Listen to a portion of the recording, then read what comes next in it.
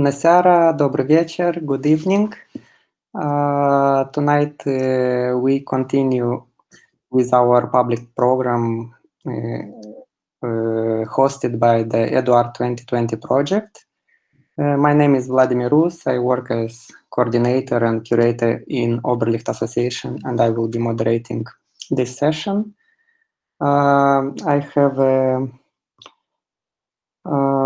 I have a pleasure to introduce to you Giulia Palomba, who is an independent curator, art curator and researcher based in Turin.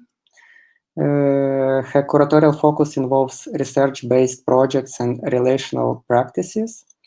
She is currently part of the curatorial team of Vessel for the Institute for the Imagination of the Mediterranean in Bari, Italy, and co-curator of Campo Sud, a visionary camp, a philosophical and artistic symposium around the legacy of Antonio Gramsci. In 2017, she has been a research fellow of the School of Redistribution, organized in Athens by Future Climates. In 2019, she curated the public program Collect, Reuse, Create on materials in Athens. She is currently an MA student in public art at the Valant Academy, University of Gothenburg, and she also holds an MA in cinema and video and a bachelor in multimedia art from Brera Academy of Fine Arts in Milan. So quite a long biography, Giulia. We are really happy to have you with us tonight. Giulia will have a presentation which falls somehow between a presentation and a seminar. The initial intention was to have a seminar which would be split in two parts, and today we will try to combine it. So we will hear a presentation on the titled Co-Design Attitude and the Collaborative Approach. But feel free and to address questions, or even, I don't know if it's okay to stop in the middle, but if you have something to clarify, or if you are not very sure about the information, please make a statement, and we'll try to provide enough breaks so that you can also get involved. So let's make it more like in an informal way in which you can also participate, and everyone present here, please join. Just as a reminder, this is our last module in the frame of the course for contemporary art and curating, which is dedicated to artistic strategies and curatorial practices taking place outside of institutions, or let's say outside of traditional cultural institutions. And this week we will have several guests, among them Giulia, but also Anders Harm tomorrow, and a duo from Bishkek, Muratbek and Gulnara on Thursday, and all of them will be presenting their curatorial approach to art. Thank you, Giulia, again for accepting, and I give you the estafette. Okay, thank you so much, Vladimir. I'm very happy to, for participating in this. I'm sorry for not being able to be there. I guess there will be some time in the future for that. And thank you everyone also for being here. So I will, Vladimir already introduced, and I will go to share my screen. I will help myself with a visual presentation, but please feel free to interrupt me anytime, ask me any question, and I will try my best to make it more interactive as possible. And so I will share my screen because it will be easier for me than to sometime to jump into some website. So here we are.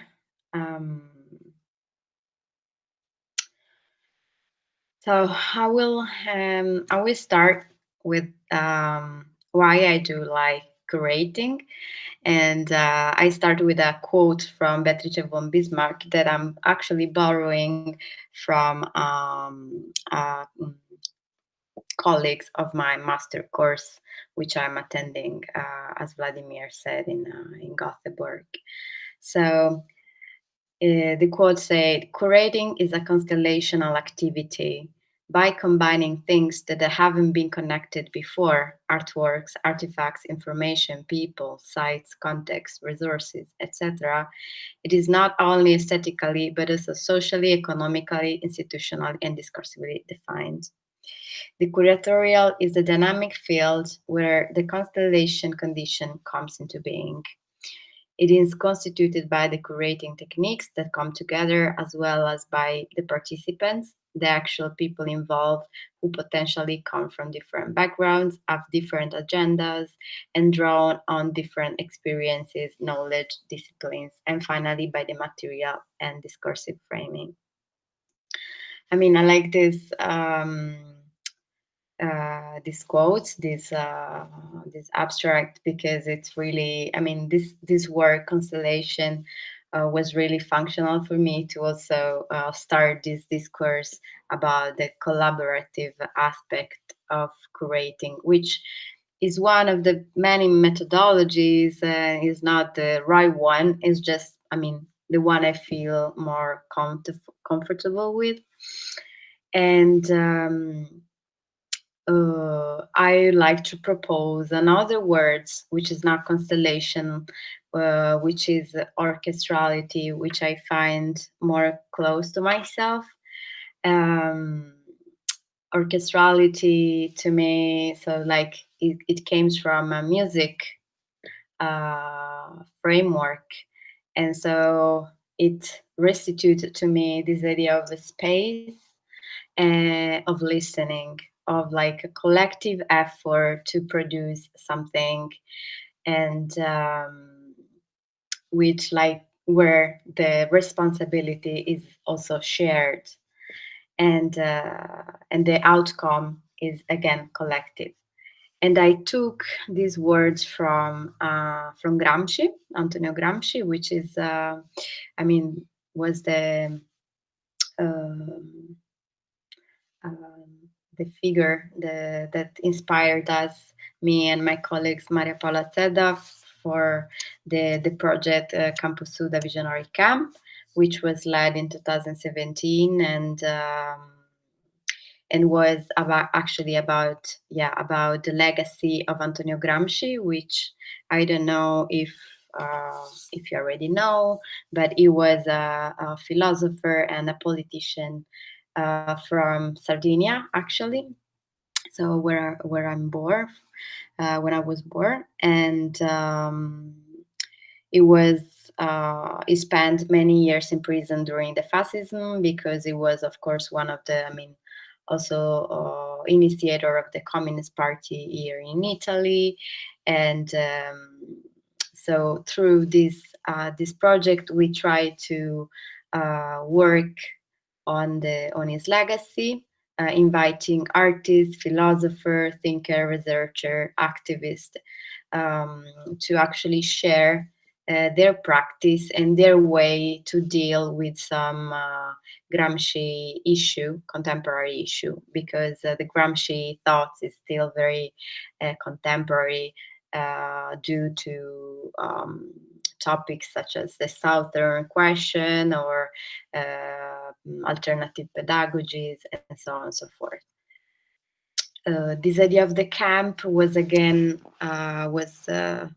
we choose the word camp to restitute, to give back this idea of space. Camp is a polysemic word, that means the fields in agriculture, but also the camping, and then more unfortunately, like more unhappy way, also the, I don't know, refugee camp. So it's like a place of staying, and that's one we wanted to create. But so this space for sharing. But Campus Sud was actually realizing a more institutional framework, and that's where actually my work in the curatorship or in the public art began. Within the very institutional framework of Cagliari Italian Capital of Culture in 2015. So, as Vladimir previously said, my academic background is actually multimedia art and cinema. And I would say by chance in 2015, I ended up assisting the artistic director of Cagliari Italian Capital of Culture, which was an 8-month public program in the space of the city, 8 months during which we organized different kind of activities in a lot of neighborhoods, engaging a lot of artists, both national artists, international artists.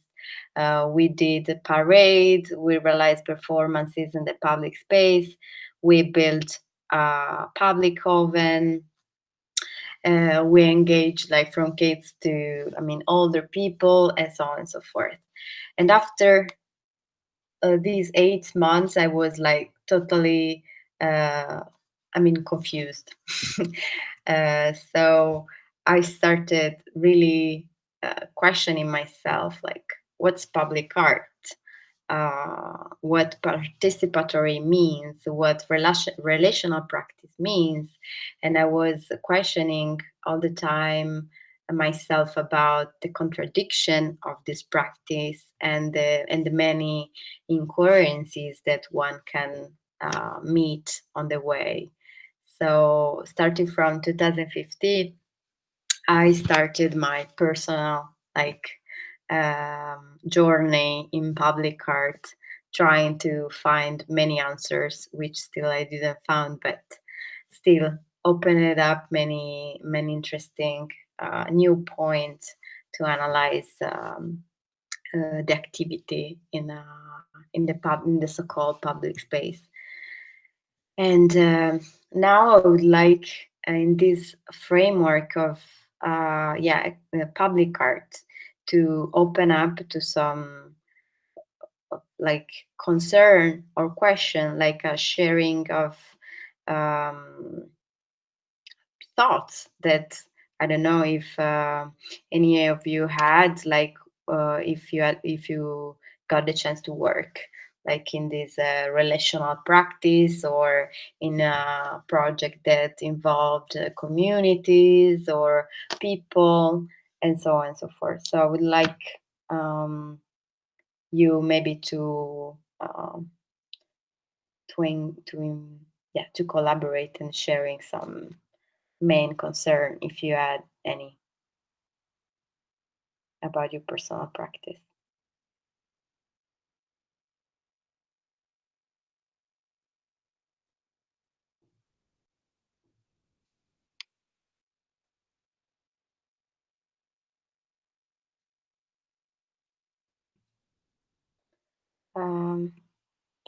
Maybe I could point just to what we do in Oberlicht since last probably 10 years is defining and redefining the notion of public space. So what is public space? What kind of legal base it has? What kind of social meaning it has? And how through artistic practice can we expand the understanding of public space and maybe include things which were previously excluded. For example, and in Soviet period, the public space was very much related to state-owned space, so that the state was the personality which create the public space and also create the rules how the public space can or should be used.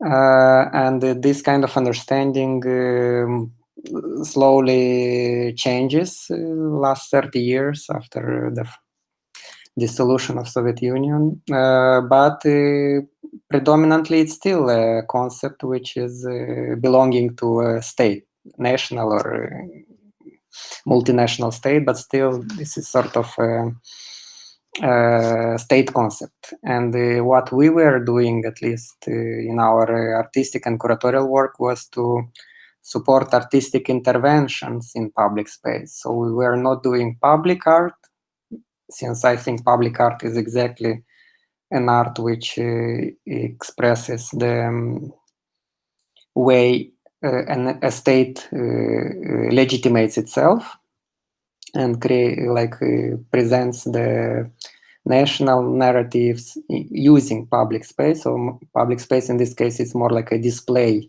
a space for display for national concepts or state concepts.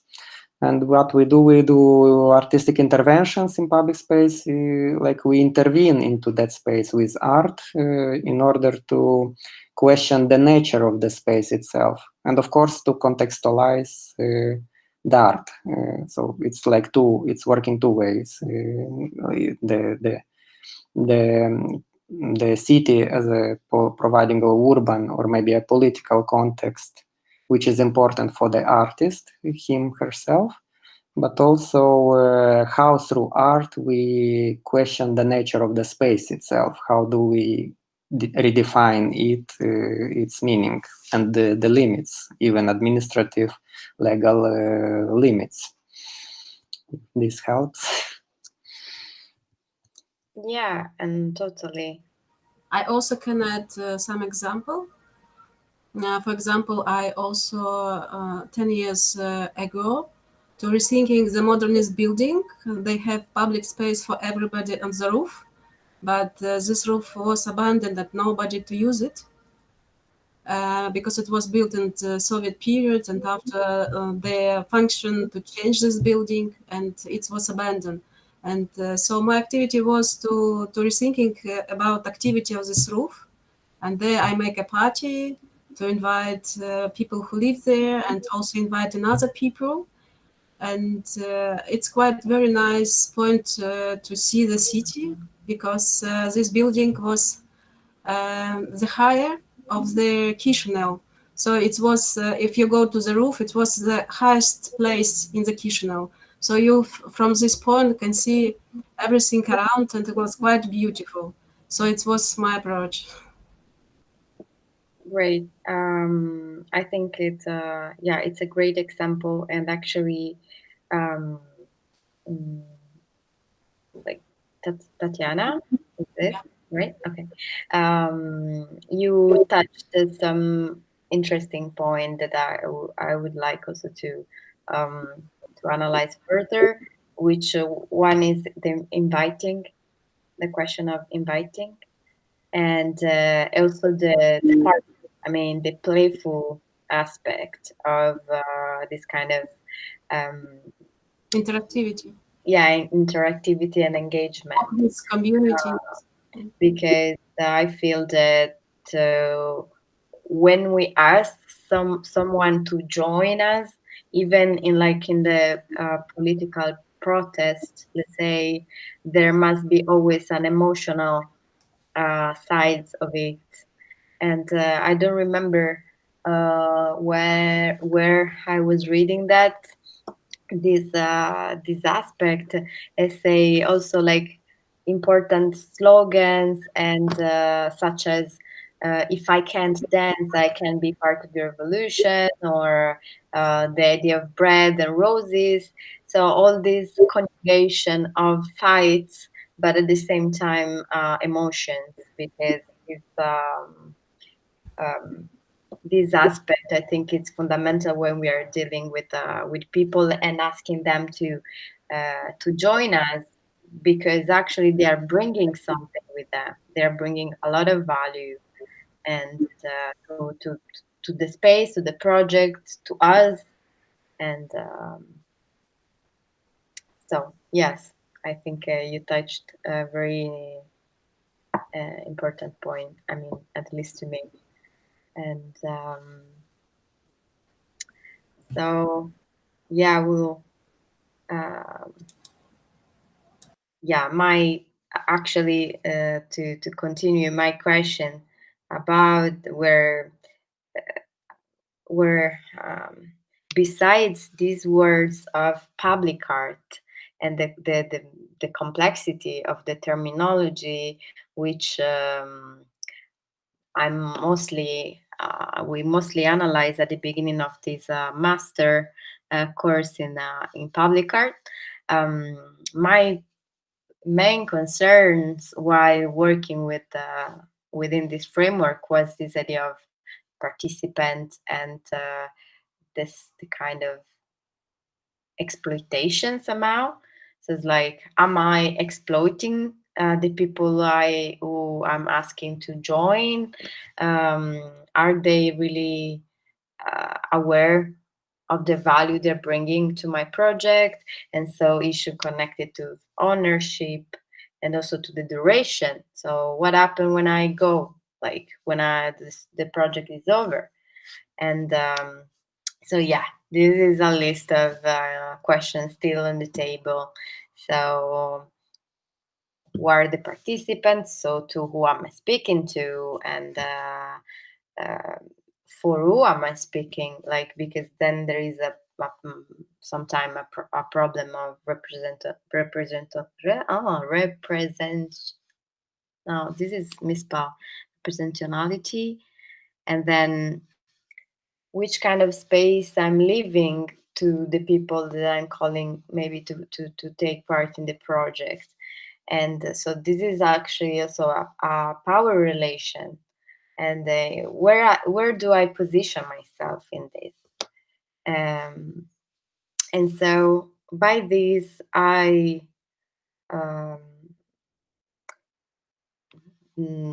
started to think about this issue of responsibility, because many times they speak about accountability. So it's like you're accountable for what you're organizing and proposing, but then I feel that the key is when the responsibility is shared. So when you arrive like at the point where you create something that become collective interest, and from the term responsibility, I will pass at the words responsibility, which is a term from Anna Haraway, which actually means the ability to respond and to be shaped, and so to include our narratives. So it's like be open to what happened, and so to embrace a level of uncertainty and to forget about the results. So and from this, I like to think about, for example, about the open source technology. So I started a prototype of something, and then I leave it open, and it can be shaped and transformed. And these might bring incoherencies, and but still, it's an open process. I'm kind of I myself I give myself the chance to actually be influenced by what I about, like from the people I invite, from the context, and so this idea of openness, and from this I came to the idea, to the concept of co-design and prototyping, which at the same time I borrow from the social innovation field. So there is this idea, because sometimes I feel that I think many of us have this maybe problem. Like, you think about a project, it's maybe big, so it's like before it's perfect takes a lot of time, and we want it. We probably have it. We probably want to have it done, like complete, and to start it. Instead, like what prototyping proposes, like make it small and just give it a try, test it, and see what happens, see the feedback that you get. And so this idea of also of temporary form. So it's a shape that I give it, and it's temporary and can be modified, can become something else tomorrow. I don't know if if any of you had ever like faced the situation in which has to kind of come also to compromise. And so my idea is this, but I have to redefine it, and I make it smaller, and I try it like this and see if it works. And then like I start working on that and see what happens. I don't know if any of you have some inputs in this. I think in the artistic practice itself, it's maybe more common. It's more embedded in the process of creation than in the curatorial, but still.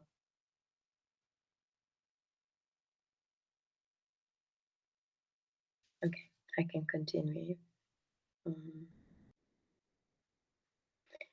So this idea leads me, it's kind of a stream of consciousness. So from this idea of hierarchy, I go to the heterarchy. So this,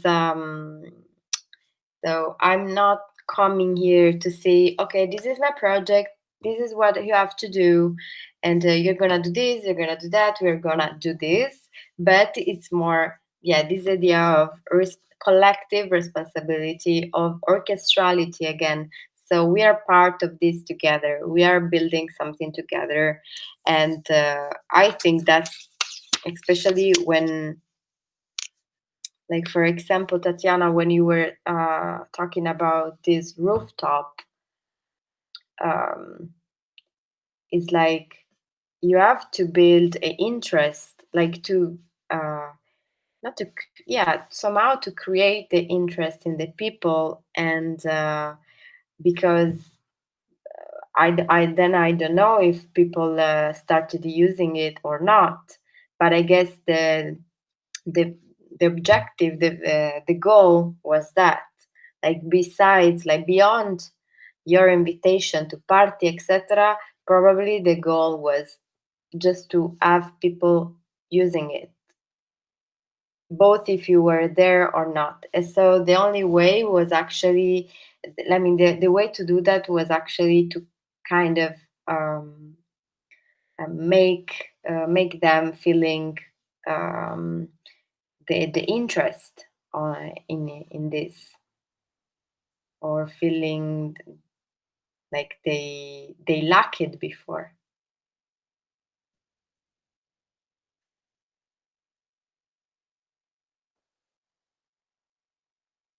Do you want to add something about this?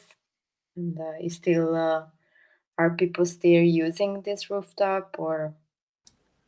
If you speak about this building, when I make this project, it was interesting because people who live there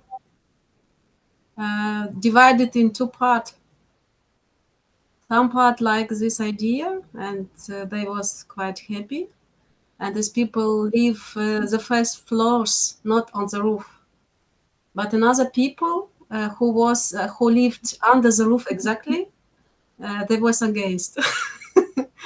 So because they afraid maybe it will be noisy, and maybe it damage some roof, and when going raining, maybe also will be problems.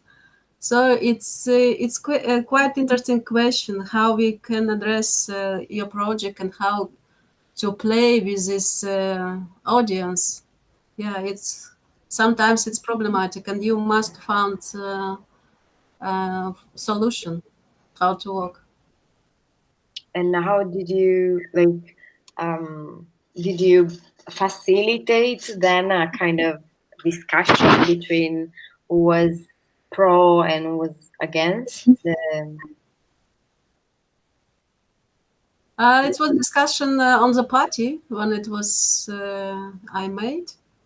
So many people was happy, and some people has birthday in this day, and we celebrate this people and to make some small presents, to have a wine, to have some eating food, so we can to share. She bring to us her food from her flat, because at the same time she celebrate with her friends there.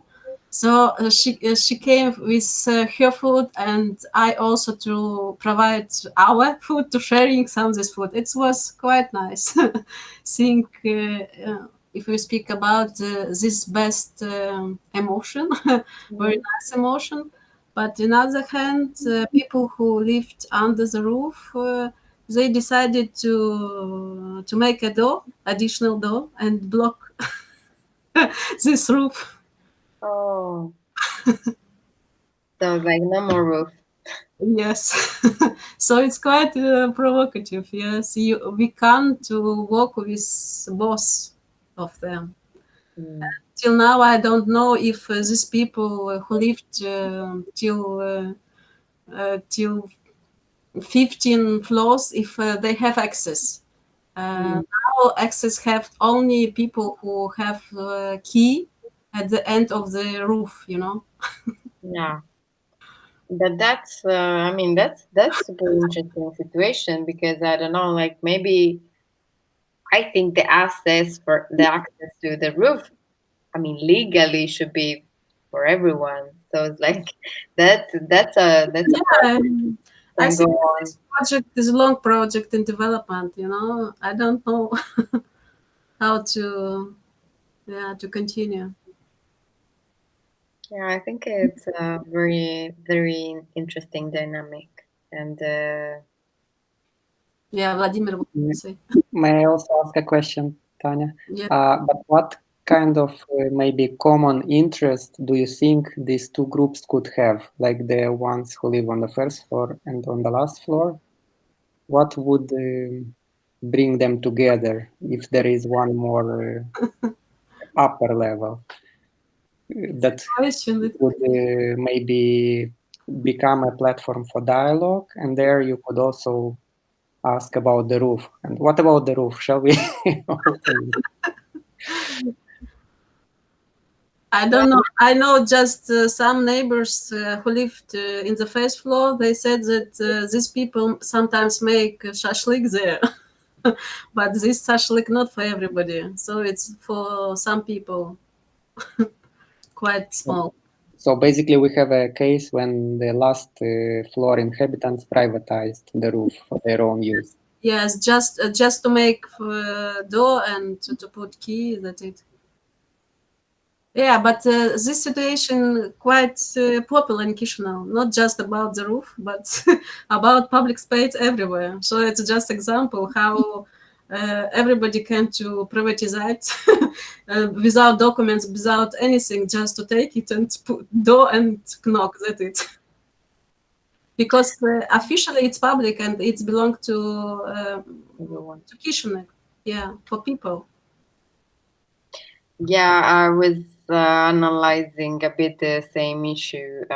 Vladimir knows about the context of Bosnia and Herzegovina, which has been through like a huge privatization, and now like this idea of public space is a bit on the edge.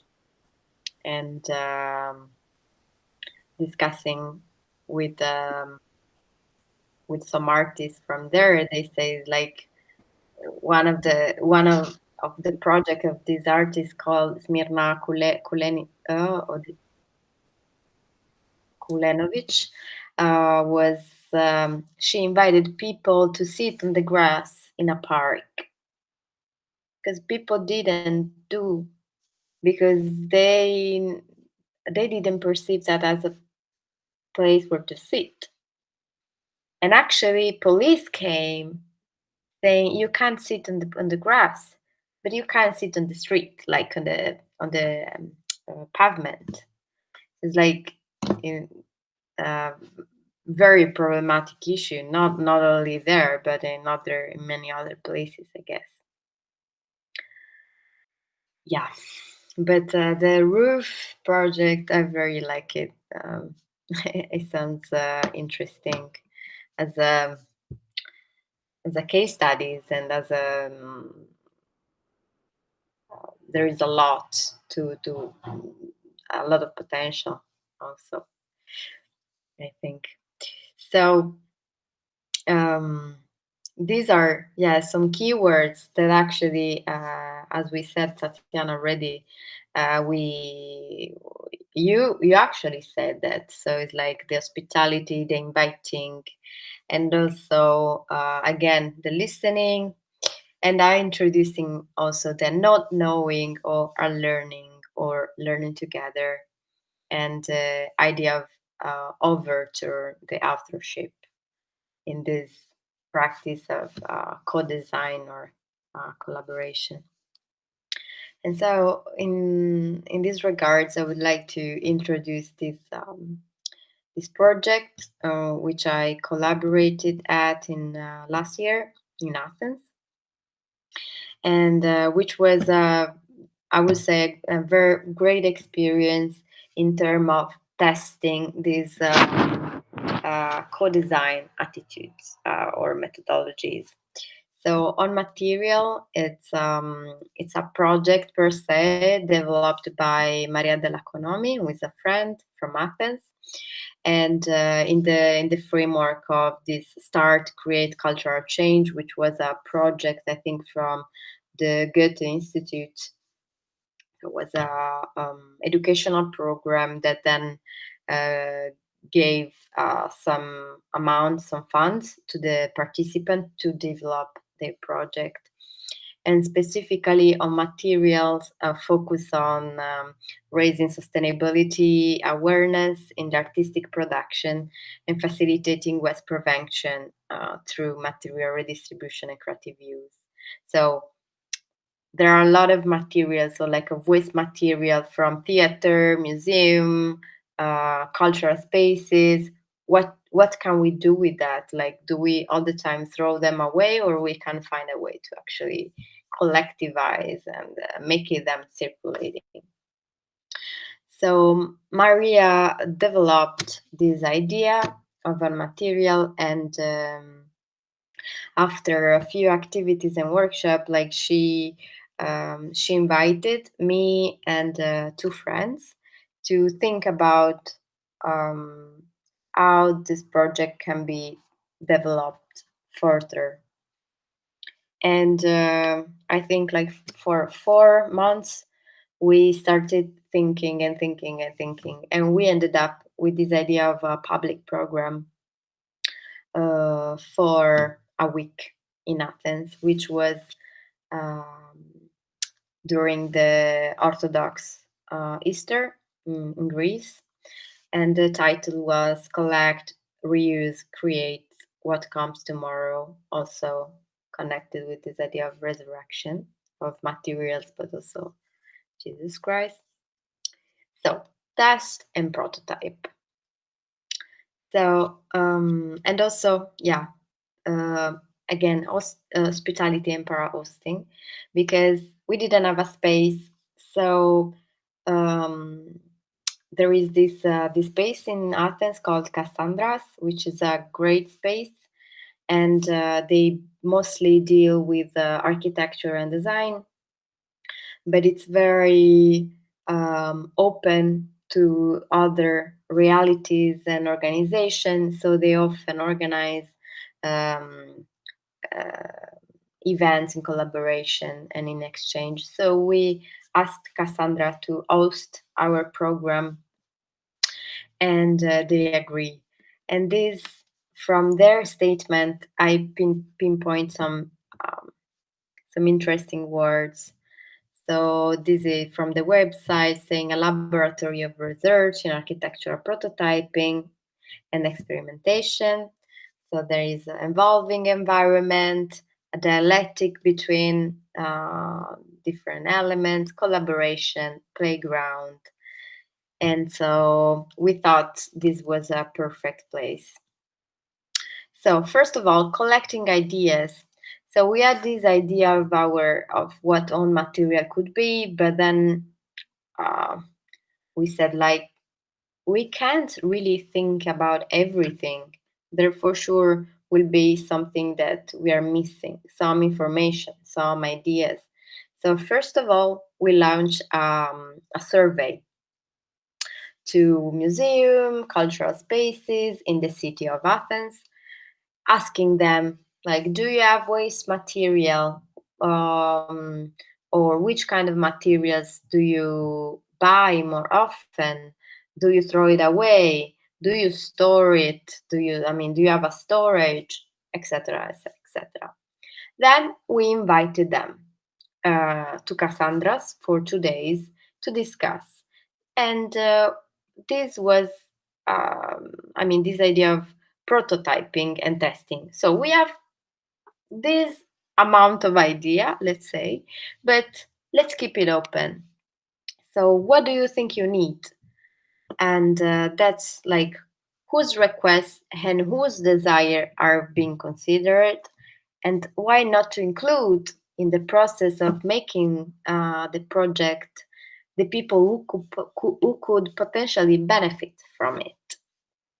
So these actually open up to unexpected solutions and ideas.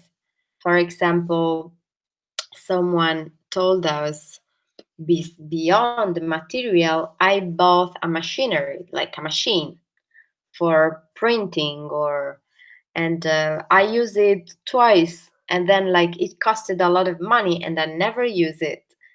Okay, so then maybe not only material can be shared, but also machines, also their tools, and so on and so forth. Then I won't go into details, but just to give you an idea, it's like was super fundamental and interesting, because we were openly discuss them, like what this project can be, like what do you need, what can we provide to you. And so it was like a shaping the project together. Then was the reuse phase, the reuse of materials, because in the weeks before this event, the public program, we collected wasted material. So we made an open call saying, do you have material to, like, you're throwing away, we will come to pick it up. And so we collect this waste material, and then we organize a 3 days open workshop for self-construction. A self-construction workshop. Mathieu, the owner of Cassandra, the artistic director, helped us in this. We were about like 15 participants coming from very different backgrounds. There were some architects, some students from university, in some artists. It was like a very mix. And Mathieu, the first day, provided us all the knowledge we needed to construct whatever by ourselves, so that we were independent from him, even though, he was always there to help. But so he provided the basic knowledge, and this was super important, because it was a very, like, we were on the same page, we were on the same level, everyone with the same amount of knowledge. There wasn't one like to teach the other, so who was leading, but was very collaborative. And again, in this process of self-constructing, we were prototyping a lot. Okay, so we can construct this, we can build this. Okay, no, doesn't work. Take it down and redo it again. So for 3 days, we self construct, and actually it wasn't very clear at the beginning what should we build. And in this process, we ended up building actually the space that was going to host the final event. So we built this arch and the station for the musicians. The table was already there. And also the stage for the auction, which came here.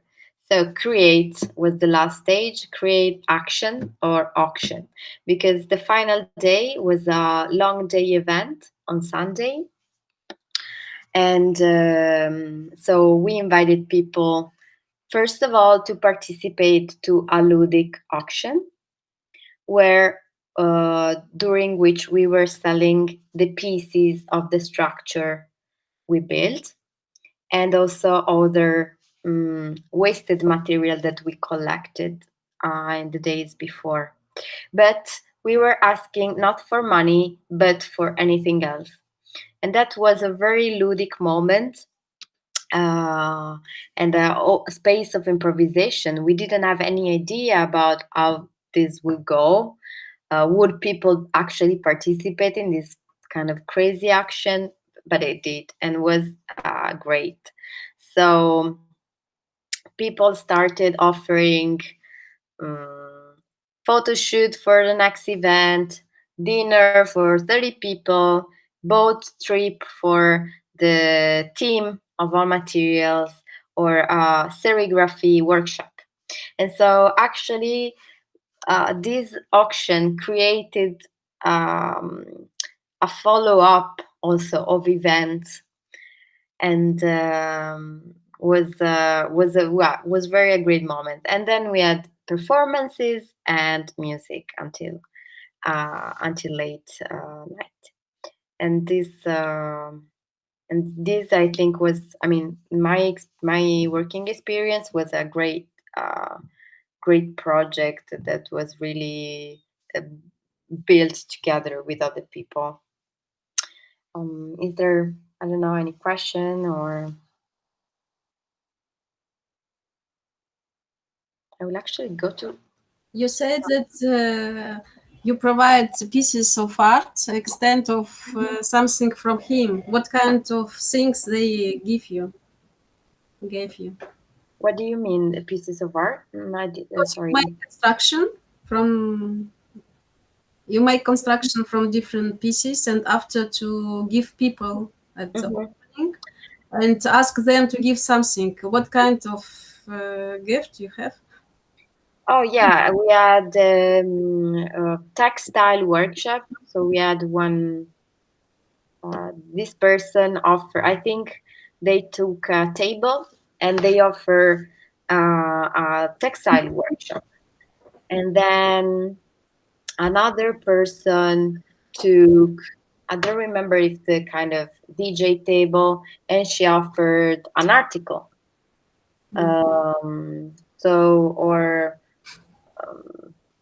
Photo shoot.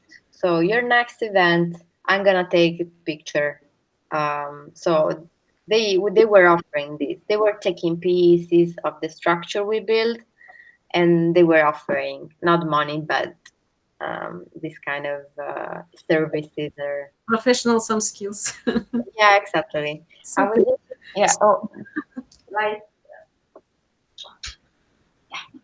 because it was getting a bit dark. So,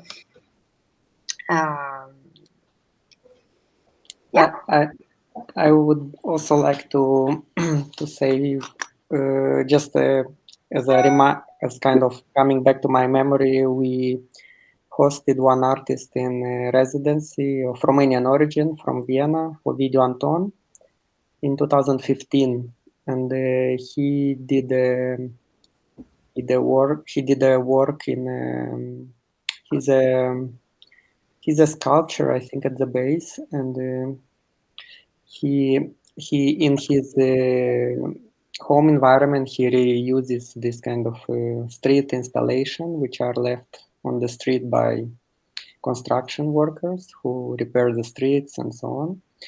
So he collects this kind of material from the street and builds some kind of installations out of them. I could even share quickly a screen with his works. Let me press this.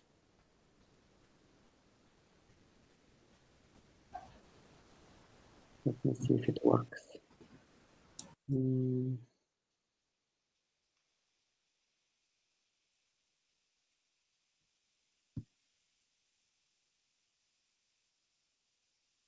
I think I need to share the whole screen.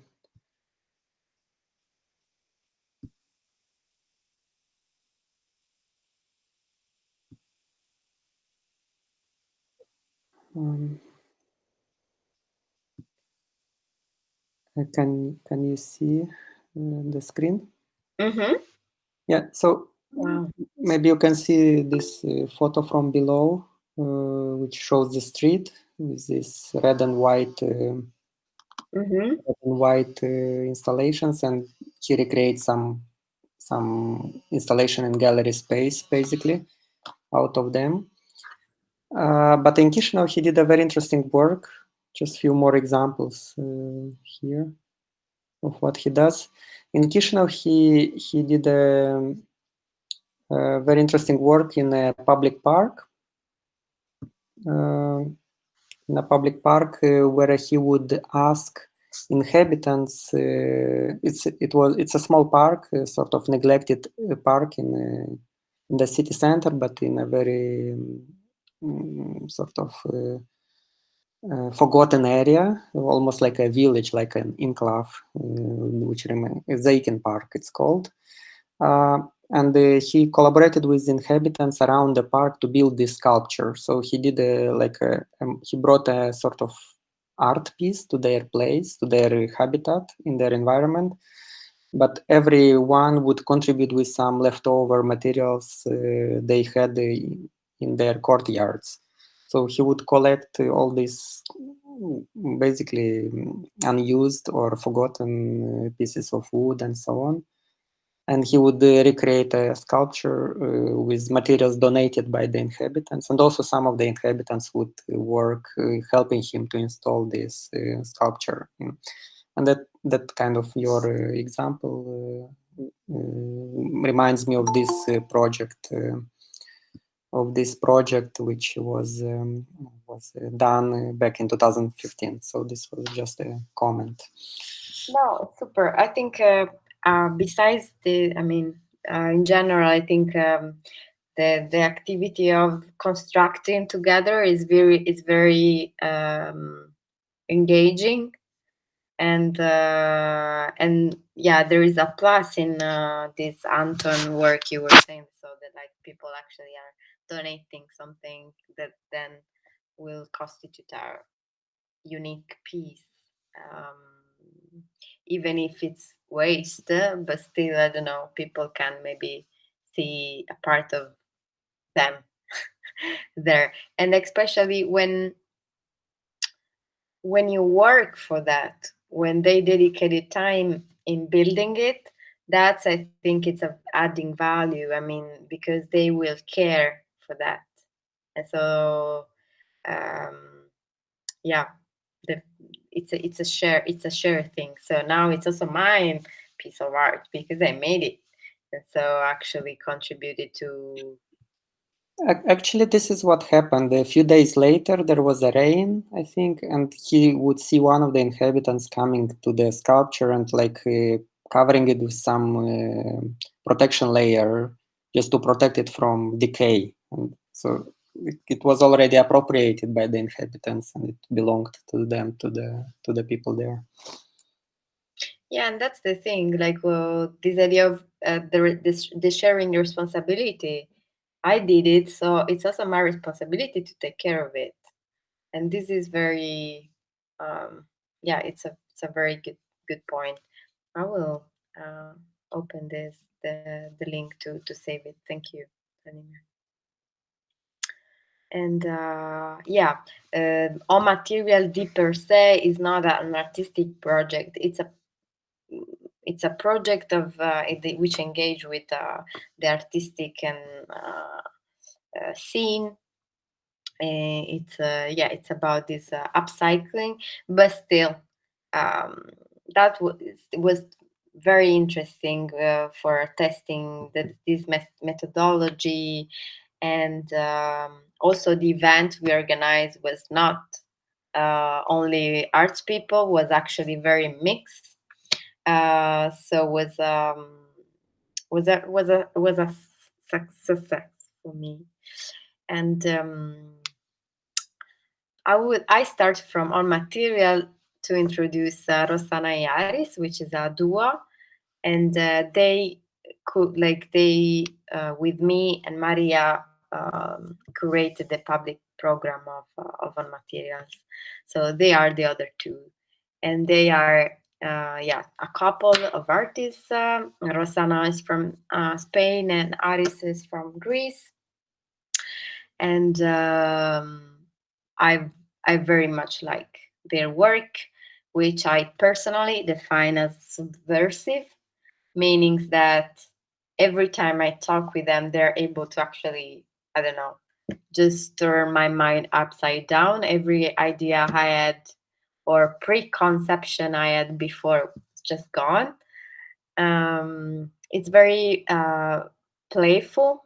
The methodology of working and creating is it's very relational. I mean, they work with the relational practice, and it's reproductive. And so this idea of they're not producing things, they are more taking care about this idea of care and reproductive aspect of the artistic work. They create this collective time space experience, and they start most of the time by this situation of not knowing. So they propose people to join in some activities they don't know how to do it. So it's like, okay, let's learn together how to do this. And the process of knowing that particular things, it's just a tool. It's a tool, is a pretext to gather and to discuss also other relevant and more, let's say, political issue. But I would like to start from their website, because their website for me, it's kind of they manage in their website to actually show their methodology. So the website, it's like it's nothing more that their practice applied.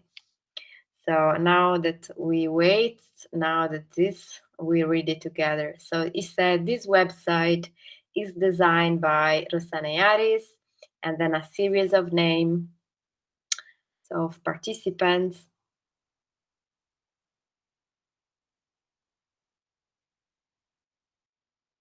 And during our first workshop about our online representation title, you can now check if your screen is dirty. The professionalized and collectivized process in order to discover our own relational and communicational channels. So they basically held a workshop asking the participant, okay, let's build our website. What should we put in our website? And so it was a collective process of building the website for Rossana Iaris. And if you are thinking like, yeah, but then you are using the idea of other people to build your website, they're totally aware of this, and they address all these issues to the participants. It's like, do you know that I'm kind of taking advantage somehow of your ideas? And it's also a process of making the audience or the participants aware of their value, the value they bring into the project in general. And so it's very a brilliant way, I think, of addressing, and a very ludic way to address some issue. And then yeah, you have some links to their Instagram. The website is half in Spanish, half in English. You can change the language, but we will still keep a half in Spanish, half in English. And you also have, oh no, this is not clickable anymore. And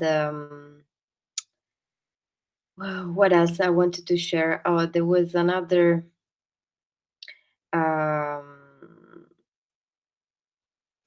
Giulia, is there a way to make the screen bigger? My screen? I think the one that you share.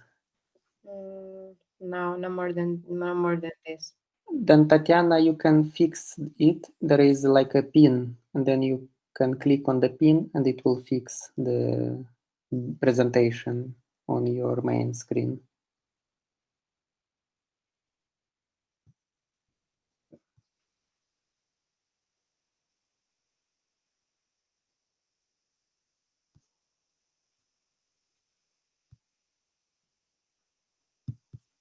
Did you manage, Tatiana?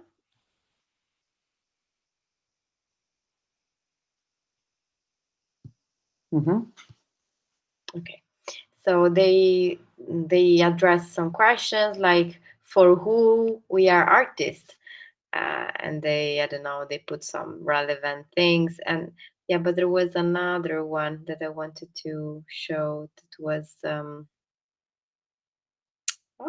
is it? There is one clicking things. Wait, probably it's in the Spanish version. I can't find it. Wait, no.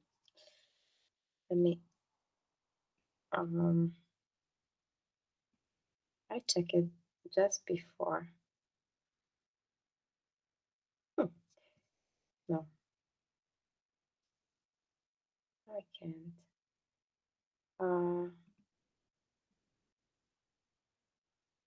Oh, here maybe. Yeah. So you have access actually to the Google Doc, where there is their website, and so there is the process of building their website, and you can actually also leave suggestion. So it's still like, it was part of a collaborative process, but it's still open to be shaped if people would like to, I don't know, suggesting anything. And yeah, to go back here.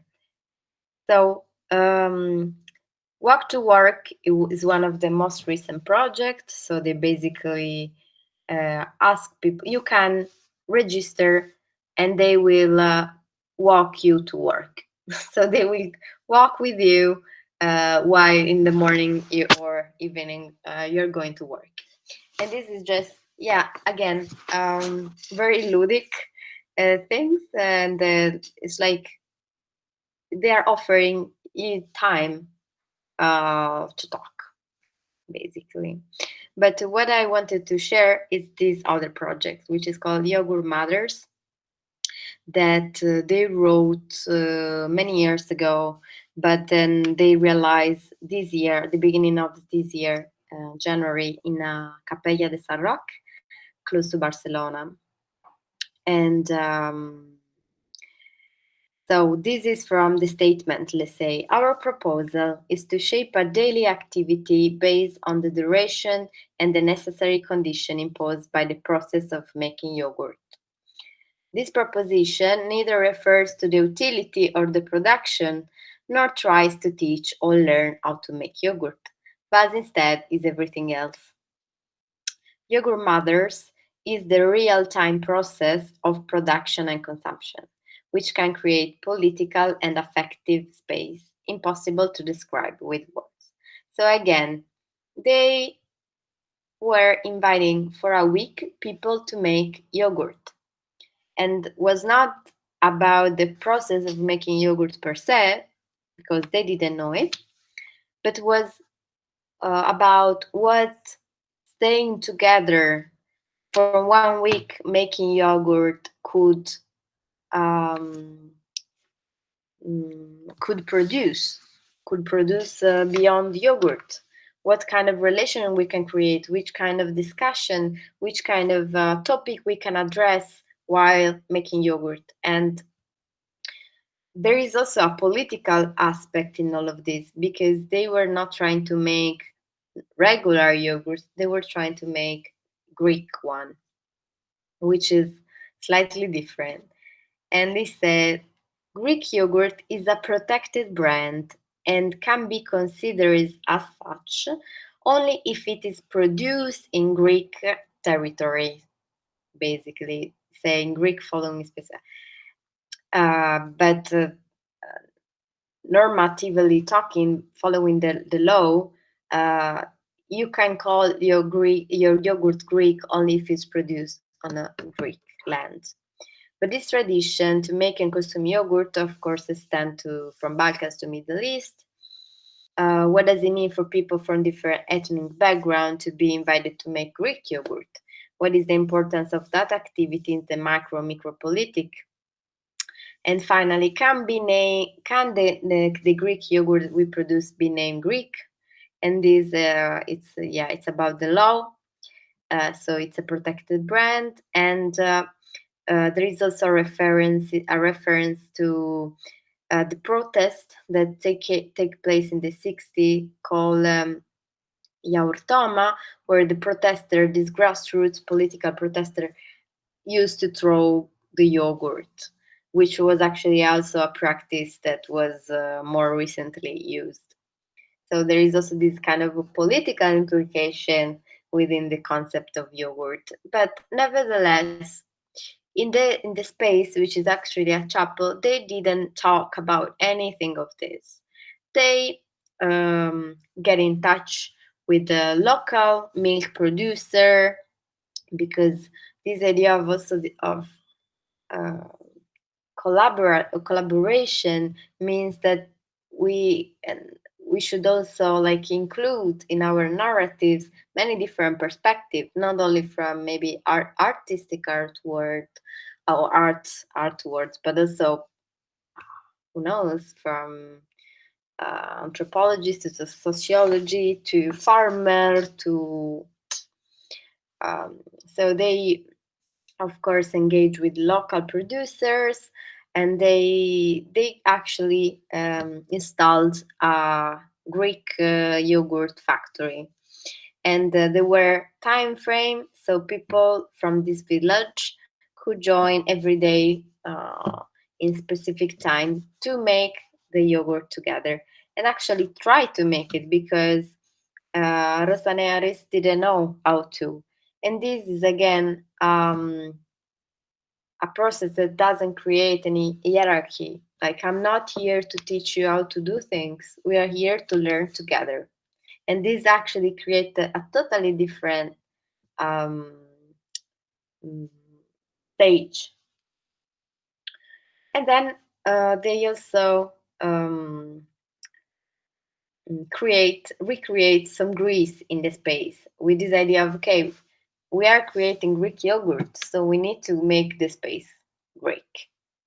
And then they were sharing also this kind of booklets that were having this this was for the last day, which was kind of an opening. So for the opening, they showed the yogurt they made and all these, all these different jars and attempt to make yogurt. And there was also a fridge, and with the yogurt you could eat. And there were these booklets with these phrases, they were advertising but change. So my yogurt, my territory. Feel the resistance in every spoon, or the pleasure of eating macropolitics. So they were using all this slogan from the yogurt commercial by inserting subverting the meaning and inserting these political ones in order to slightly address the fact that beyond the Greek yogurt there is this political um, dynamic, which is also very connected to national identity and so on and so forth. So in the booklet, they also shared pages, so screenshot of their personal research to conceive the project. So the process itself was part of the exhibition. So research as exhibition, as in the or exhibition as research, as in the text from Simon Sheikh that I shared. And they also share the different proposal of the same project, because as I said, they wrote this project a few years ago, so I don't know if it was 2014 or 15, and so they actually wrote it many times for different open calls, etc., and they share with the viewers all the different versions, and together with part of their personal research for that, for the exhibition and for the project. So yeah, as you can see, there were a fridge and a very few elements, but I can assure you that people were actually knocking the door at every hour because they were so into this process of making yogurt with them. So even within this small village, so people were really claiming this activity after they start. And again, it's just that the project per se is not making yogurt, is the attitude of creating this learning together environment and creating this time space for sharing, that then allows us to actually then address more serious issue if we want, and actually create temporary community and space for potential, because we cannot really foresee what is going to happen in the moment we are all together and we let other people talk. And we also give space to other unpredictable and valuable form of knowledge, because maybe there is, I don't know, within this context, maybe there is one person who knows how to make yogurt, or knows another technique, and I mean, this is also the question of which knowledge we want to consider, because there are many different kind of knowledge, and this is our, so if we want to work in this relational environment or practice, I think we need to be able to actually include a genre of knowledge which is totally different from maybe our own, or the academic one.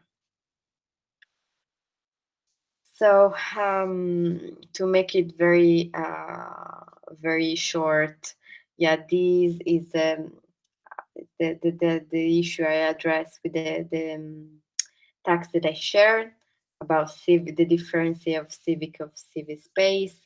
But besides every term of each different concept of space, the important things that was actually what we were thinking while speaking about Anton is people need to feel they have agency, and that they can do things, that they can actually take in part of this. Because sometimes, like when we invite people to do something or to participate in our project, like we really have to question ourselves, like how much space are we really leaving them, like, or we just saying them what to do and they don't have any part in this relational discourse. So if they feel they have agency, if they feel they can change things or they can be accountant, I think the power relation change, and so the level also of caring. So yeah, this again, it's a space. Space can be public, can be private, can be in between, can be also domestic. Like I can invite you a project in my domestic space, and that became shared. So it's a matter of how we frame it and how we create it. And so, yeah, there is also this last concept that I would like to share, which is the communitas. And it's from Roberto Esposito, which analyzed the idea of community, of common, by the monas, which is the debt. And he said, Esposito thinks that what keeps a community together and creates the possibility for its existence is not the lowest common denominator, the excess in the difference, but the munus, which is an owed gift, a debt, an obligation toward each other. So in this empty space resides the potentiality of the community, its negotiation, a distance territory where the sense of immunity from the other is abolished, and when our bodies open up to vulnerability. So munus is a share of debts and a shared responsibility of the individual toward the collective. So again, this idea of being vulnerable, of being open to be shaped by someone else, by to be shaped, and our project to be shaped by someone else. So again, this and this, yeah, and this is just the final quotes from part of the text that I was sharing about toward the exhibition as research. But yeah, then I would like I don't know, to open up again the discussion. Oh, I'm sorry I didn't say goodbye to Tatiana that left.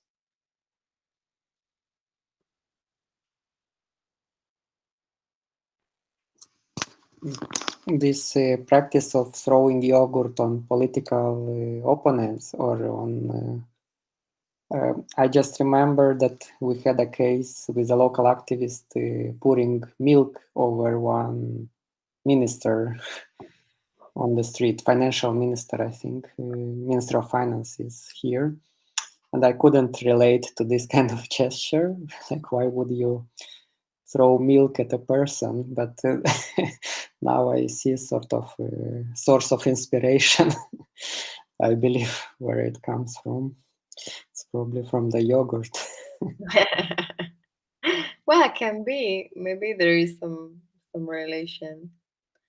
I mean, in Sardinia we have too the throwing milk, but that's for political protest. But it's more related to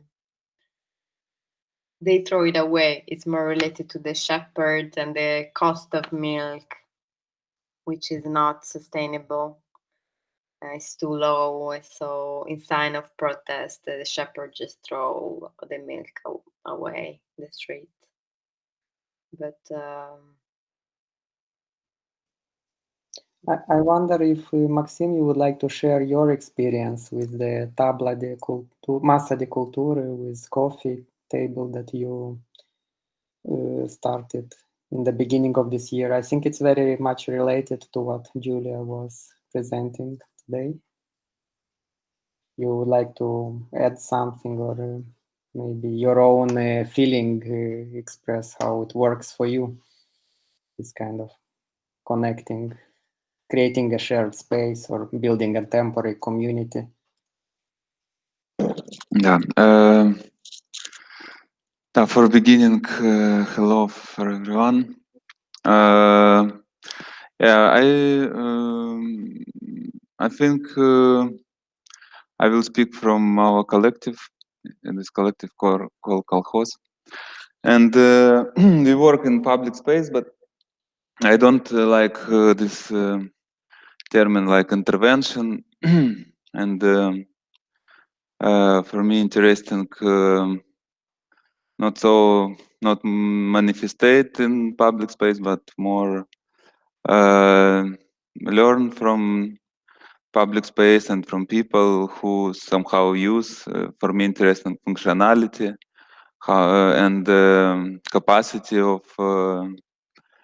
space or institutions, and like collective, how we can integrate and create situation for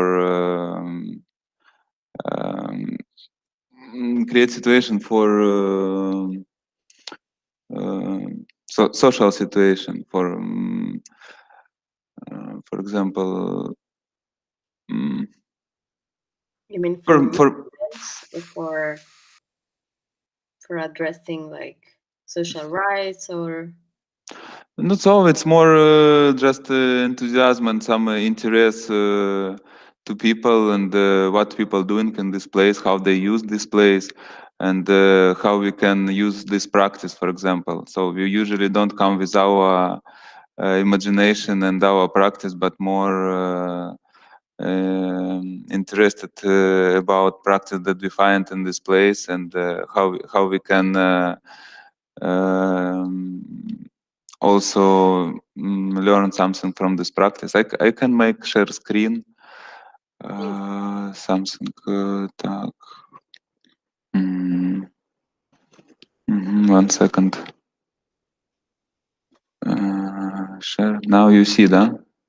I hope. For example, this one of our activity, it's called Masa de Cultura, in English, Table of Culture. And its roots of this term, it's in Soviet time, Casa de Cultura. So it sound in Romanian, it sounds same, Masa de Cultura and Casa de Cultura. Casa de Cultura is House of Culture, and it was part of cultural infrastructure. And in Soviet time, and it was space for meeting people, communication, for some cultural product, and we take this like phenomenon and make our mobile platform. It's platform basic and cheap fishing table. So it's fishing table. It's like platform for start social situation. And for example, these pictures you see now, yes. This table, I think in 8th March, in International Women Day, it's this table we install in flea market. It's called Locomotive Flea Market in Chisinau, and it's like public space, and you don't need special permission or something for access to this place.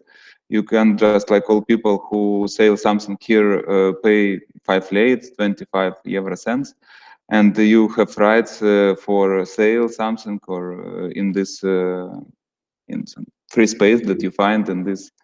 So before this activity, we make invitation, listovka invitation. It's like printing some small printing piece of paper, and we invite some our friends and audience from city who usually who don't was there. We make some small map, and people can come. But also we already have some audience.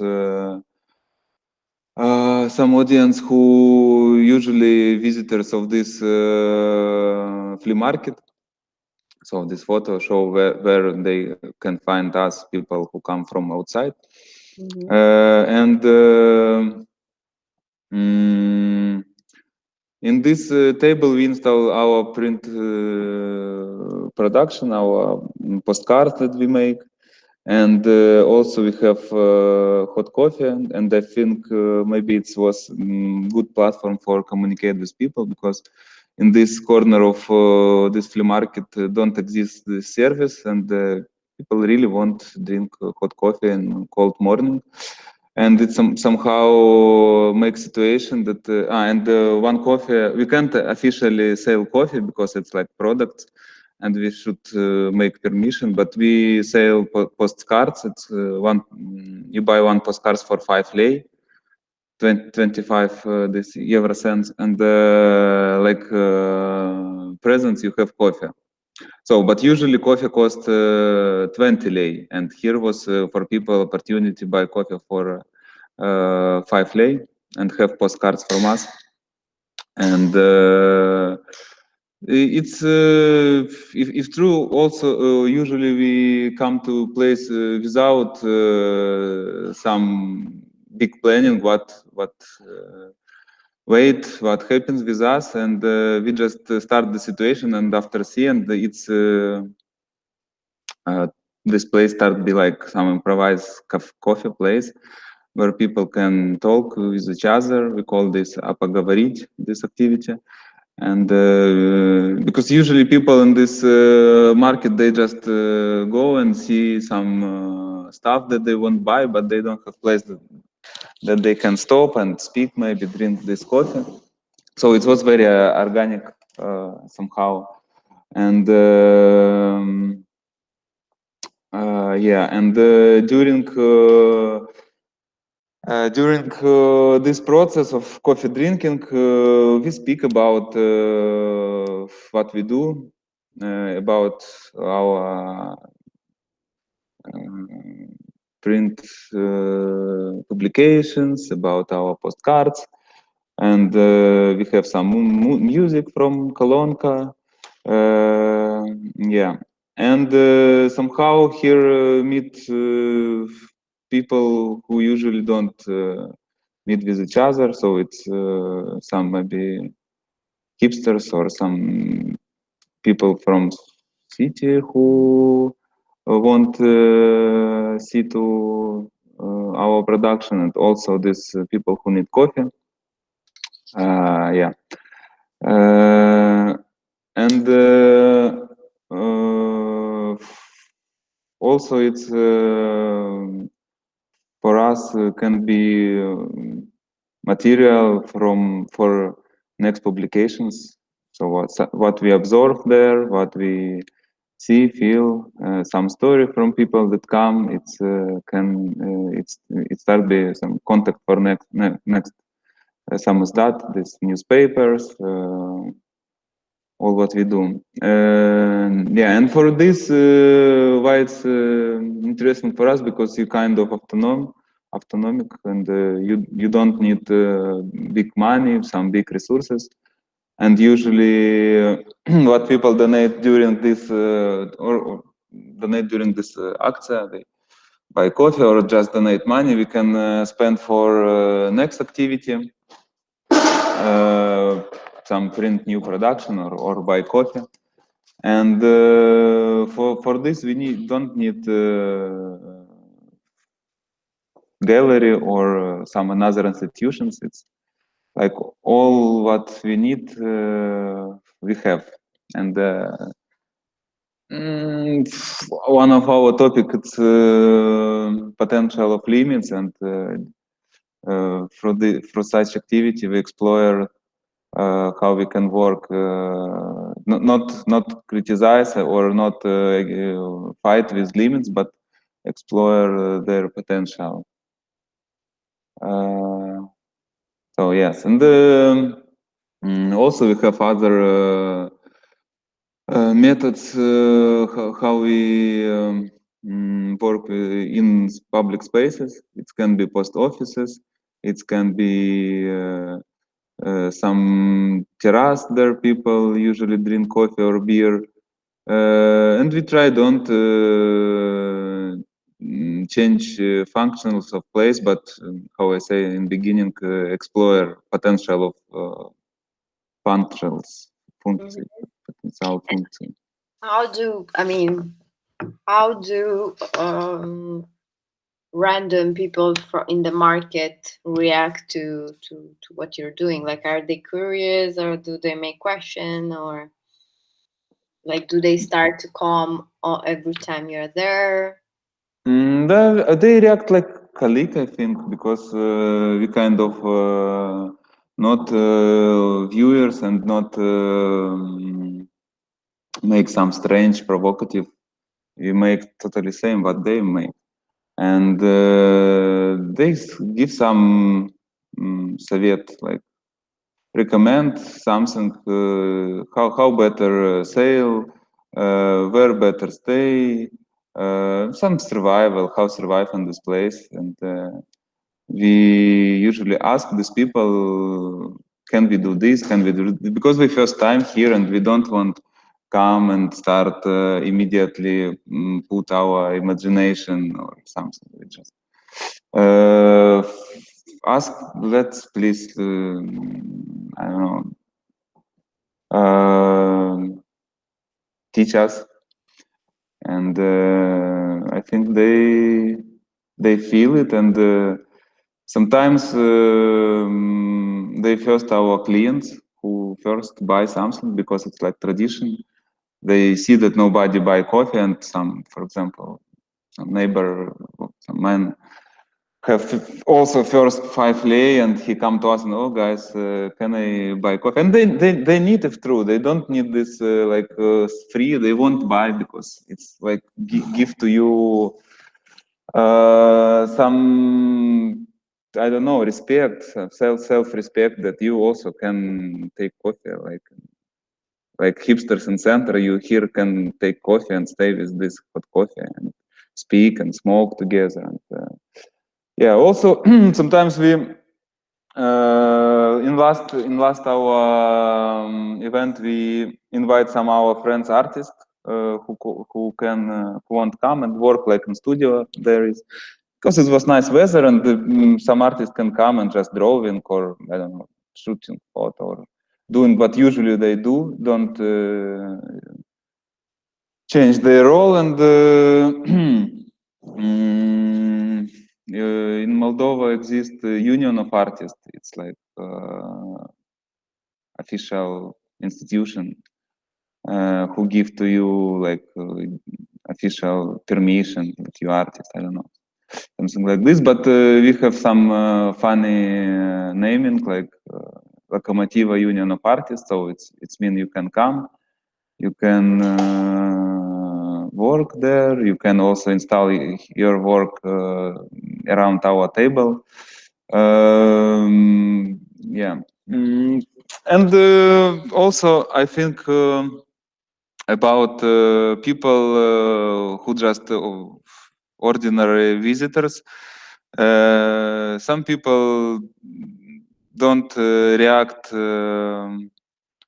to us like I don't remember if through strange reaction. Of course, sometimes they surprise when start read that we write kolkhoz and the postcards. They don't understand what is it. Yeah, but it's also some opportunity for speaking, I think. If true, sometimes we tired when a lot of people speak and want some sociality. But for this case, we have already some audience and people can speak together with each other, somehow cafe format. And in this moment, you can work and doing something for other people. So it's somehow it's going organically, I think. And we just care make this general framework. And even I can say that we so many care. It's already a place care about us, because already all knowledge exists there, and you just sometimes make copy, like what you see what doing people, and also do this. Yeah, and also why I like this, because it's something between. It's like public space, but in the same time you pay this 5 lei, and you have official rights be there, and nobody can say to you that what you're doing. So some this crack of juridically reality, and we exist there. Yeah, it's super interesting. You're like a institution, small independent institution within this market, and I don't know. It's and for how long are you doing this? Like since when? When did you start? We're doing this in February and March after pandemic. Through we bit finish our activity because it's connection with people, and this place closed and it's open just in autumn, I think, and we still don't repeat because we have kind of active period, and yeah, and I think we will try maybe develop this because we start use this technology like Massa di Cultura not only in this flea market. In last weekend we have critical mass and biker community make vela biking event. And after they have finish point near Palata Națională, it's in central Chișinău, and we also was part of this event with our table, and some people who usually use this public space also come because they see light, lasers. It was night, some music, yeah, and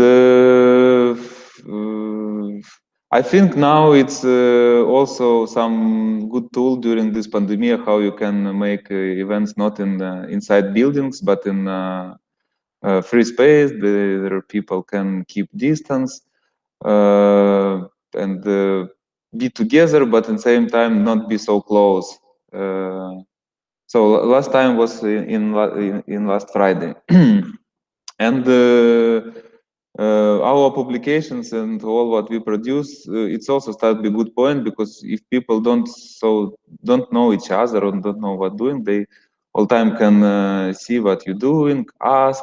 So it start be like point or also for communication, because usually hard start speak from some zero level, like what about can we speak, but here you already have, okay guys, what is this strange stuff? Okay, it's postcards.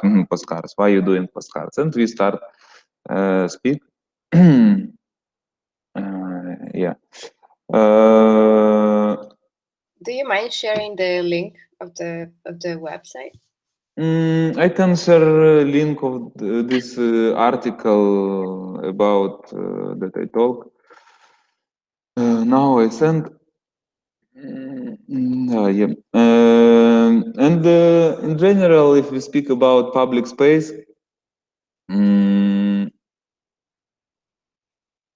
okay, I sent. In general, if we speak about public space, and I remember our experience in Chicane, neighborhood where we work with Vladimir, with other artists, and if true for me, not so comfortable take role of activist who come in some public space and already know what you try teach people or manifestate something, or immediately change this place and put your art like this self-manifestation, the artist see what we're doing. For me, maybe more interesting process of research and understand place, and I think art can be a good way for example, for answer to some questions that you have, and for this, of course, you use other strategy that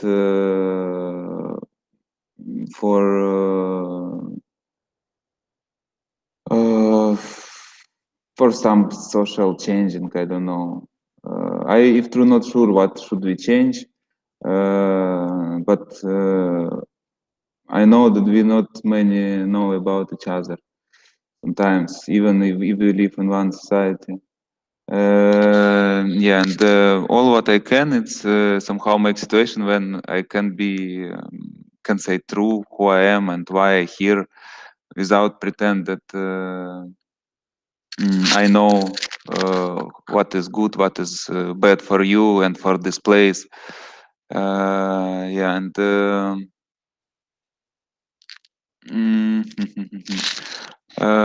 and somehow I try if think about, okay, we start work with this place, think from this perspective. Makes sense. Yeah. Like, yeah, Vladimir.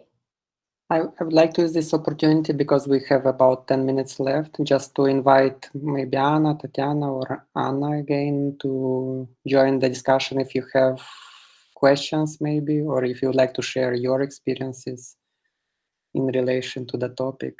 Please don't be too shy.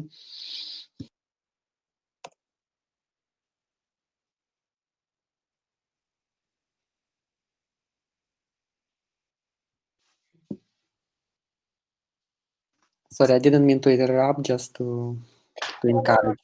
Yeah.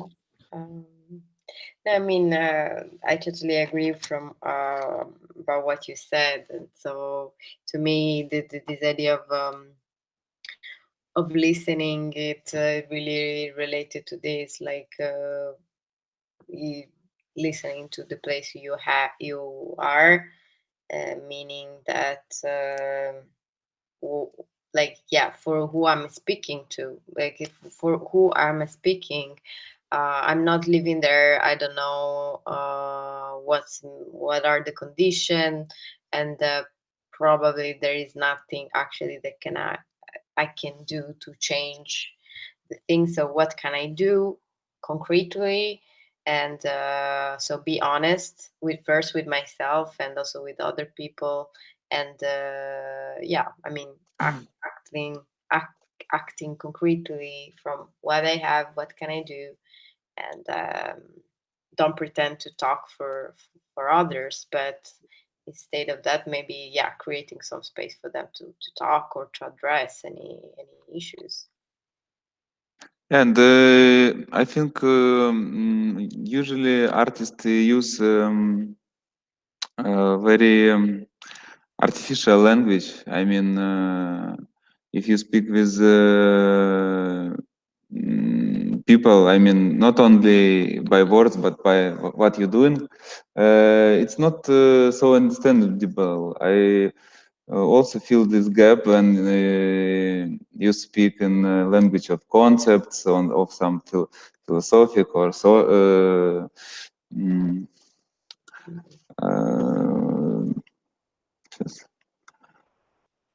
Some philosophic language, some, I don't know, our let's say how we describe our work, but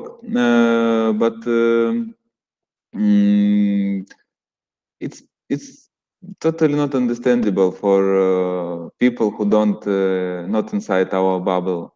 And when we in our collective think about platform of communication, I think sometimes some simple things like coffee, food, or just human talking, it's more understandable for all of us that, for example, space of gallery that already construct narrative that separate and make some segregation between people. And if you start looking for this some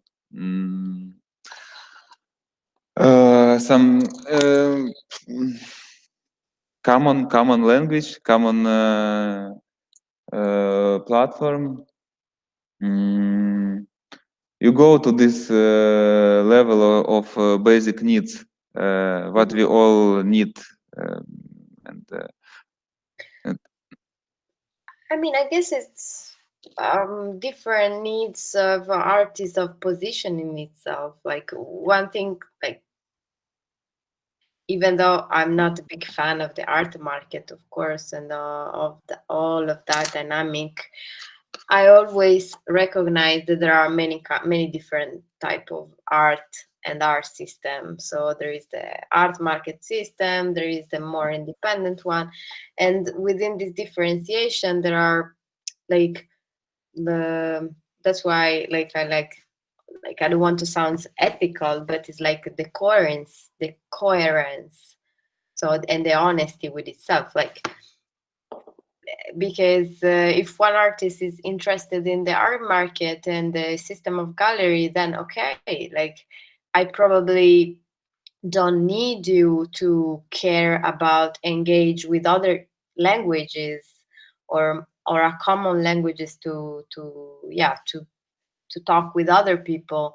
But when you are doing this specific kind of artistic praxis, then yeah, I mean, would be more honest from the artist if at least they question themselves about those things. So it's like it's not right or wrong, but in this specific context, totally, I think it's a necessity if you want to do this kind of Yeah, I'm also, for example, not against the gallery and the art market, and actually this locomotive also market, and I also can say that it's art market, if true.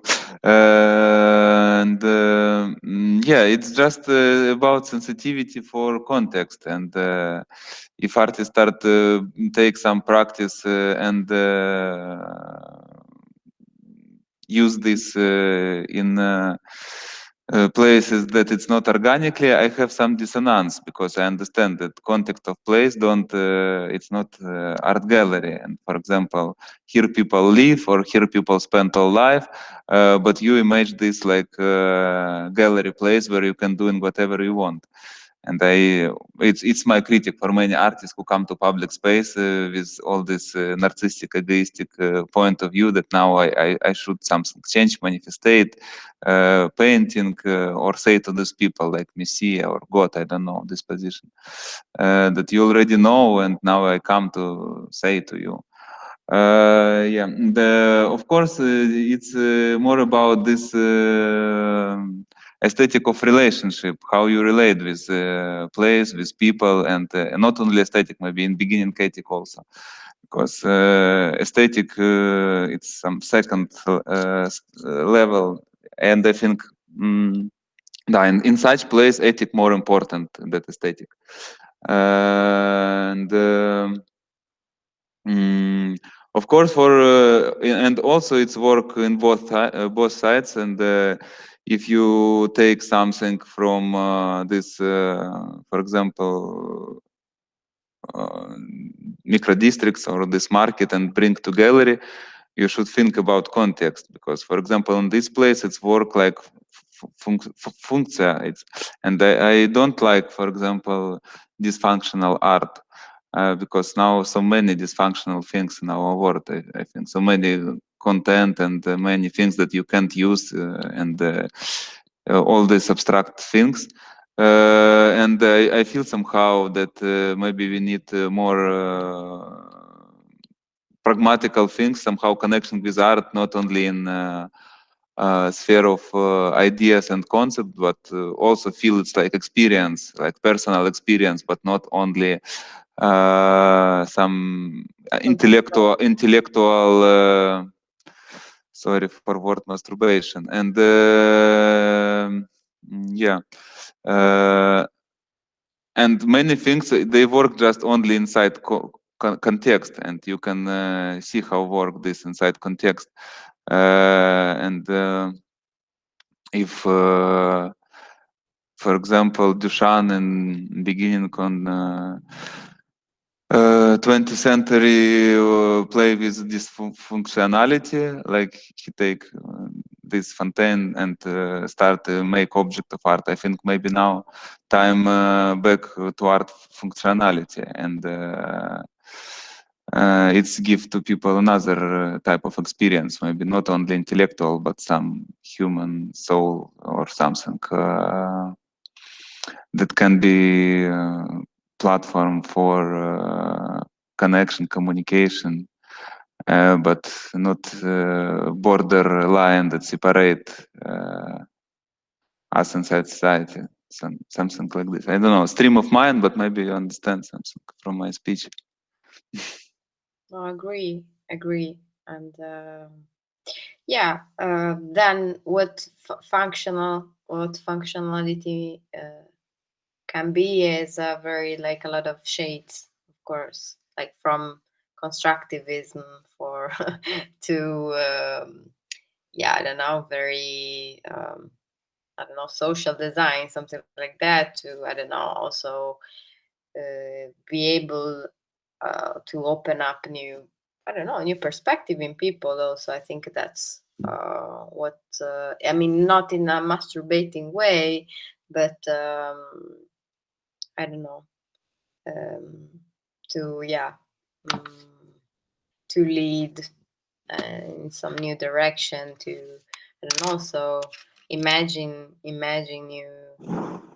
new kind of possibilities in different contexts, and yeah, and that's to me again more than ever probably this necessity for artists also to collaborate with many other figures that are coming from totally different contexts, to actually live a bit of artistic academism and mental self-reference, and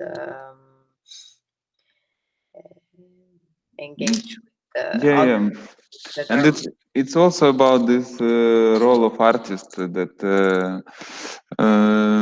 for me, for example, interesting create situation there you can lose this role of artist, and you can start to be inside some framework also viewer, and you really don't know, because usually artistic work, it's you decide some rules inside your work, and you already know result. But if you don't know, with you can happen everything, and it's like somehow not that art that already happens in your brain, and you just materialize this like idea or like plan, but you open some gates, and then after you sometimes forgot who are you artist or audience or service for these people, or and also see I see this effect for people who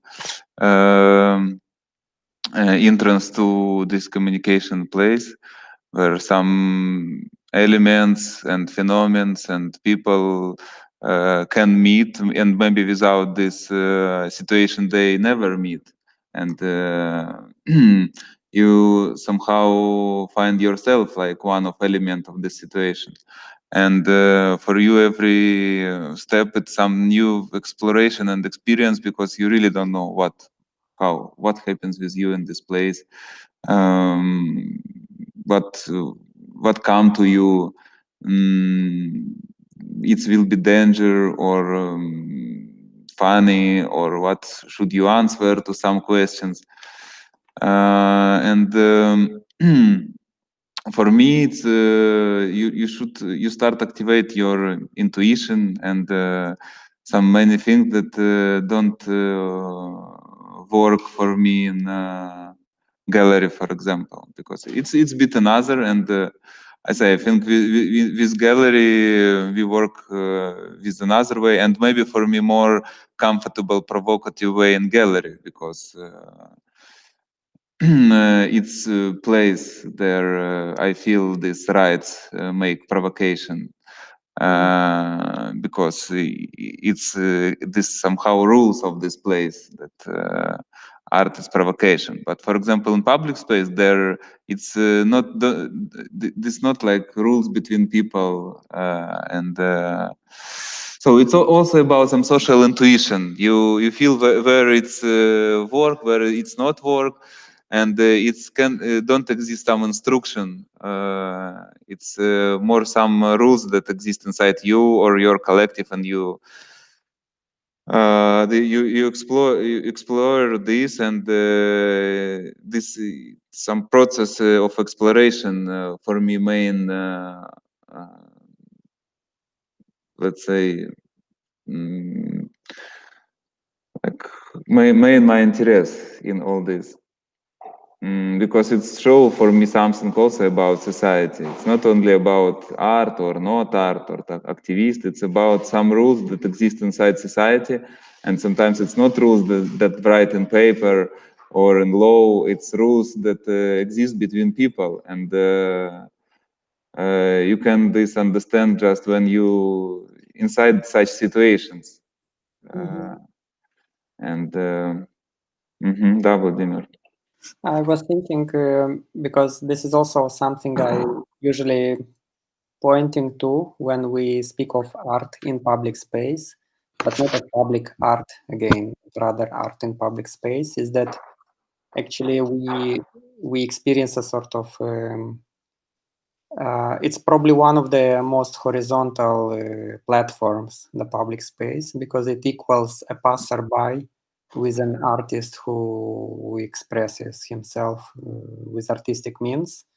But none of them is privileged because both of them are equal in rights and possibilities to speak out or to speak up or to express themselves.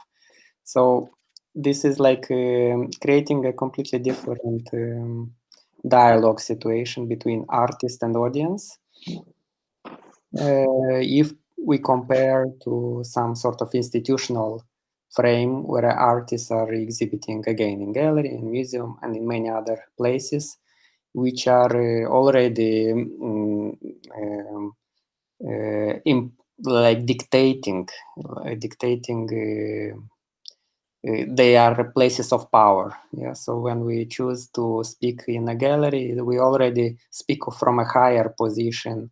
When we choose to speak in a museum, we speak from a really high position, which is kind of protected by the state as a public institution. When we speak on the street, we have more or less equal. Even the street is also a regulated and institutionalized space, because public space is itself an institution with rules and so on. But it's still kind of more democratic than speaking in a museum or speaking in a gallery. And this is interesting practice when artists choose or curators choose to work in a public space, but without dominating or without using it just as a display, but more like creating these social interactions. It's like I think it's much more progressive than just locking yourself in a gallery or a museum, like in a protected space. So in that sense, it's much more experimental and interesting work, both for artists and curators. I'm afraid we don't have that much time left. So if any of you would like to sort of conclude or... I would share here a link of the, I mean, it's not because I contributed to it, but actually Ari is also, it's a publication that you can also download in PDF, and it's called What If We Were Viewers, and is a part of our research actually about questioning this value of viewers and spectators in this kind of power dynamic of artists, and there are some very I don't know like a lot of different contribution. Mine, which was with artists, written with artists, it's like speculation mostly about this because I mean it is the public the artistic activities or practice in the public public space per se, it can be everything. Then again, it can be very exploitative if in case I work with communities or people, and so I mean, there are a lot of power dynamics even there, like outside the institutional building or gallery, let's say. So it's very very complex, I think, to articulate. But yeah, I mean, I wish we can continue the discussion.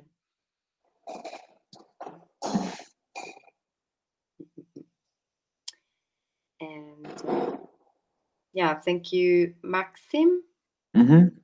Sorry, Maxim. Okay, I can't really read the Cyrillic. I did learn once, but I forgot, I think, everything. So thanks so much for sharing your work. I think it's super great, and I also agree a lot what you said.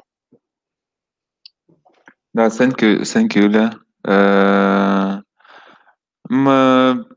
don't know. For us, it's I think just beginning of all this exploration, let's say, and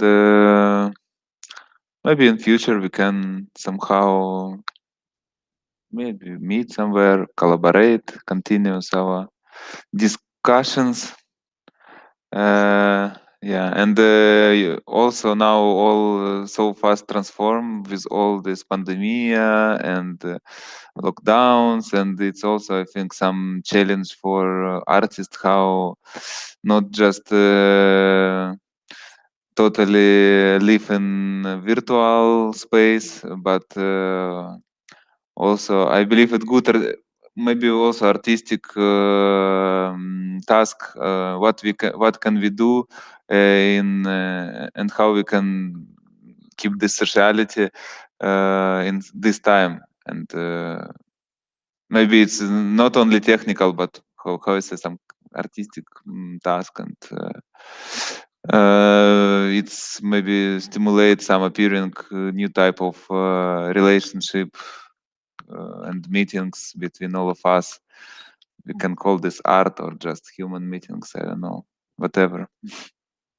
Yeah, exactly. Like human meeting sounds less productive.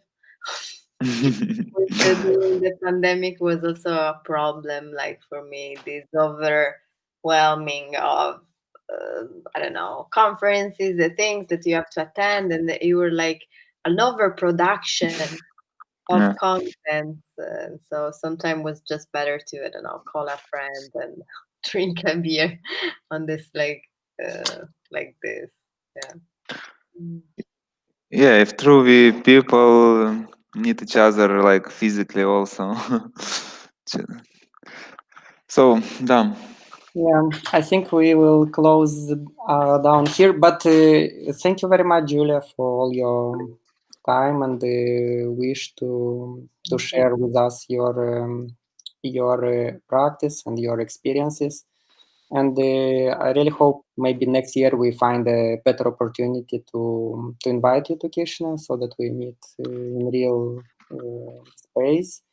And we can maybe think of a more extended version of a program with your participation.